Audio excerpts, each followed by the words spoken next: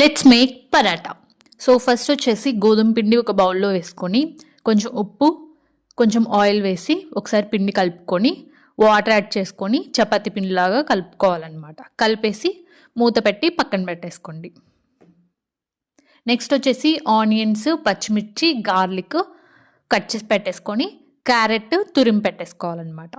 So stove మీద pan పెట్టేసి oil వేసుకొని కొంచెం జీలకర్ర వేసి అలాగే గార్లిక్ వేసి ఆనియన్ వేసి కొంచెం లైట్గా ఫ్రై చేసుకోవాలి. ఆనియన్ ఫ్రై అవడానికి కొంచెం పించ్ ఆఫ్ సాల్ట్ వేసాను.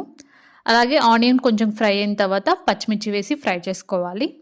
తర్వాత క్యారెట్ తురుము వేసి ఫ్రై చేసుకోవాలన్నమాట. కొంచెం వేగిన తర్వాత కొంచెం ఉప్పు కొంచెం పసుపు వేసుకోవాలి. సో ఆల్మోస్ట్ వేగిపోయిన తర్వాత కొంచెం కారము అలాగే కొంచెం ధనియాల పొడి అలాగే కొంచెం గరం మసాలా వేసి కలిపేసుకోవాలన్నమాట. అండ్ కొంచెం కొబ్బరి పొడి, ఇది ఆప్షనల్. అండ్ నెక్స్ట్ ఇవి వేగిన తర్వాత ఇది స్టఫ్ అనమాట పరాటాస్కి. సో ఇది చల్లారాక పరాటాస్ చేసుకోవాలి. సో గోధుమ పిండి తీసుకొని ఇలా ఈ ముద్దని కొంచెం వెడల్పుగా అనేసి ఈ స్టఫ్ పెట్టేసుకొని క్యారెట్ స్టఫ్ ఇలా పిండి ముద్దని ఓపెనింగ్స్ ఏం లేకుండా క్లోజ్ చేసుకొని చపాతీస్ ఒత్తుకున్నట్టు ఒత్తేసుకోవాలన్నమాట. కొంచెం పిండి చల్లుకుంటూ మధ్య మధ్యలో చపాతీస్ లాగా చేసుకోవాలి.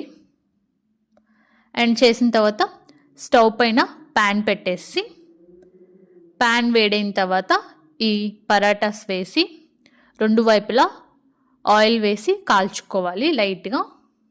అంతే అనమాట. ఇవి డైరెక్ట్గా అయినా తినేయచ్చు లేదా పెరుగులో నంచుకొని అయినా తినొచ్చు. సో పరాటాస్ అనేవి రెడీ అయిపోయాయి. మీరు ట్రై చేయండి అండ్ మీకు ఎలా అనిపించిందో కామెంట్ చేయండి. సో ఇలా కుక్ అయిన తర్వాత తీసేసుకోవాలి.